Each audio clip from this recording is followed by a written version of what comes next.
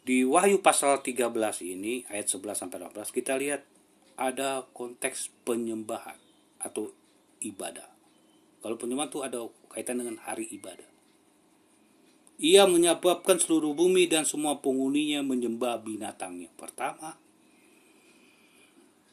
yang telah sembuh, yang terluka tapi sembuh. Kemudian menariknya di ayat 15, kepadanya diberi kuasa, ayat 16, ia juga menyebabkan semua orang kecil atau besar, kaya atau miskin, merdeka atau hamba, diberi tanda pada tangan kanannya atau pada dahinya. Jadi ia menyebabkan, yang membuat semua penduduk bumi menyembahnya, dan menyebabkan semua orang memakai tanda binatang di tangannya dan di dahinya. Tentu kita tahu tangan ini adalah suatu ungkapan perbuatan, dan dahi itu adalah akal budi karakter, ya, di mana Allah memberikan pagar 10 hukum, bicara moral baik yang melanggar moral jahat. Itu perbedaan setan dan Tuhan, pertentangan perempuan dan ular itu di Kejadian pasal 3 ayat 15. Oke. Maka orang yang tidak punya hukum Taurat, orang non Yahudi, orang Kristen, mereka pun ditaruh di hati nurani menegur, membela ketika mereka berbohong, mencuri, melanggar hukum Allah. Jadi 10 hukum adalah moral sejak dia bayi. Ketika dia proses pertumbuhan, tahu mana yang baik, baca free will, mereka salah. Yang terjadi sekarang oleh agama dan politik, mereka halalkan pelanggaran itu dan mereka anggap itu ibadah karena mencari nafkah. Jadi kita menarik tentang penyembahan. Saya mendapati banyak di TikTok mereka berkata-kata, para pendeta ini satu sama lain dalam PD mereka masing-masing.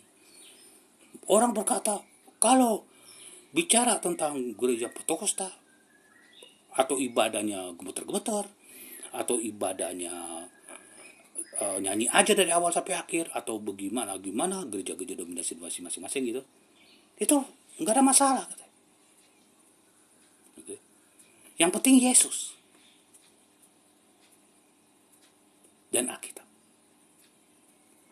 Soal penyembahan ini di TikTok banyak. Kalau cuma yang penting Yesus, saya tanya Yesus yang mana? Nggak ada satupun orang pernah lihat Yesus loh.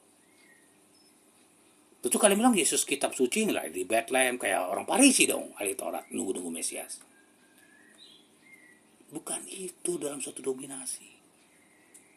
Prinsipnya, dasar ajaran Yesus yang benar mana? Itulah perdebatan kitab suci. Jadi karena iman Anda jadi palsu dalam yang menunjukkan suatu benar atau salah dalam penyembahan kan firman itu kan doktrin, ajaran Alkitab. Jadi kita nggak bisa toleransi sesuatu yang menentang Alkitab dalam suatu ibadah atau penyembahan. Kita contoh paling konkret perdebatan itu hari Sabat, hari ke-7 dan hari bertanggal. Itu poin loh. Sedangkan Wahyu 13 menunjukkan undang-undang hari Minggu, tanda kekuasaan kepausan Roma atau gereja. Hari Minggu tanda kekuasaan, Anda boleh cek di Google. Tanda kekuasaan gereja itu hari Minggu. Karena tanda kekuasaan Allah kan hari Sabtu. Kenapa tanda kekuasaan Allah? Karena dia kan menunjukkan sang pencipta langit dan sepanjang lemari berhenti pada hari ke-7. Dia Allah Maha Kuasa yang menciptakan kita, sang kali.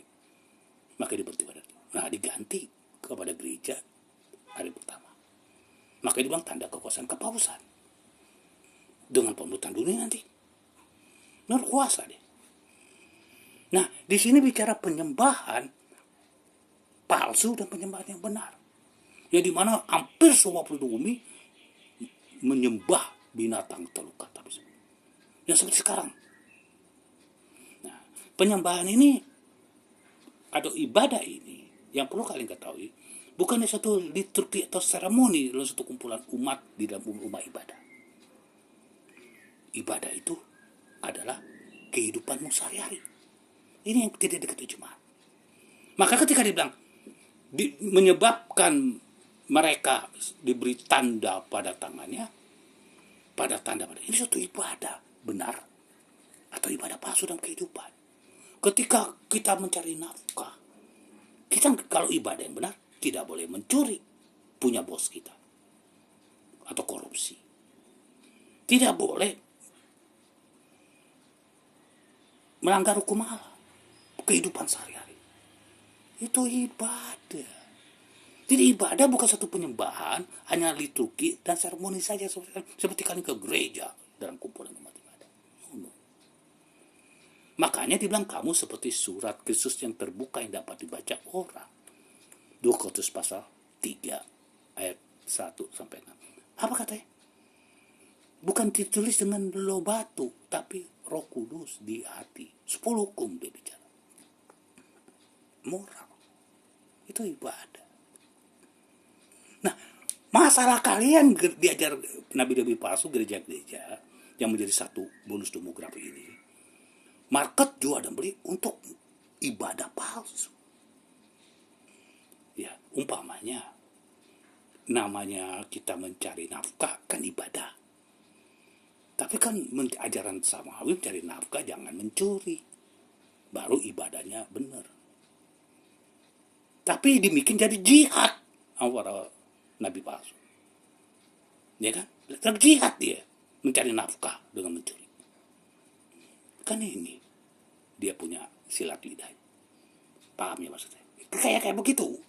Doktrin-doktrin mereka semua. Dusta jadi dosa putih. Karena cari nafkah. Ini kan kayak begini kan.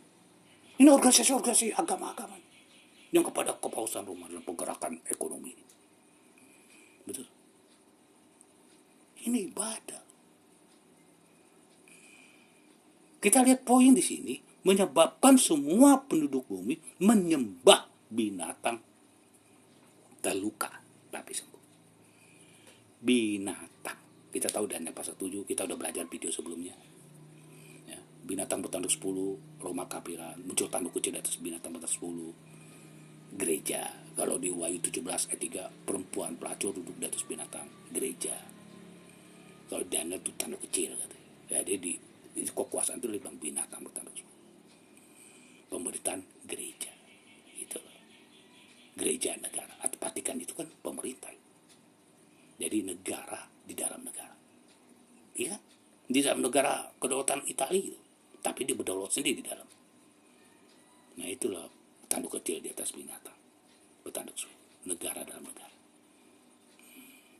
Nah ini akan menjadi one world government. Oke.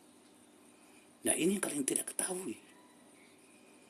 Yang kalian bergerak asal jadi. Kalau penyembahan ada yang gemeter-gemeter, lagi ibadah, ada yang cuma nyanyi doang, ada yang istri-istri, nggak ada masalah, bukan soal itu. Ajarannya yang menunjukkan Anda punya ibadah benar atau salah. Bukan sekedar Yesus. Nabi palsu pun pakai nama Yesus. Ibadah palsu pakai nama Yesus. Maka kita mesti uji segala roh kan. Uji secara alkitabiah. Kalau itu sebabnya kenapa semua penduduk bumi. Berarti semua Kristen ini masuk. Wahyu 13. Jadi hanya sedikit yang materi Allah yang keluar. Wahyu 18 ayat 4. Pergilah umatku. Bukan dipanggil keluar. Coba baca Wahyu 13 kita bisa imajinasi semua penduduk bumi. Jadi semuanya agama kan. Bagaimana Anda kompromikan satu penyembahan? Nggak bisa. Kalian satu ibadah di sini.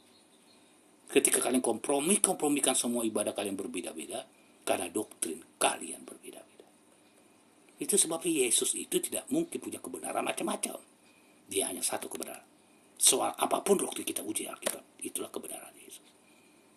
Hari Sabat, hari Minggu atau Sabtu, itu doktrin Yesus. Dan banyak hal doktrin-doktrin dalam ibadah kalian diuji dengan Alkitab. Baru kita bilang itu Yesus. Bukan sekedar Yesus hanya kita punya imajinasi. Tapi apa ajarannya di kitab suci. Itulah iman pada Yesus yang sebenarnya. Dan itulah ibadah yang benar. Bukan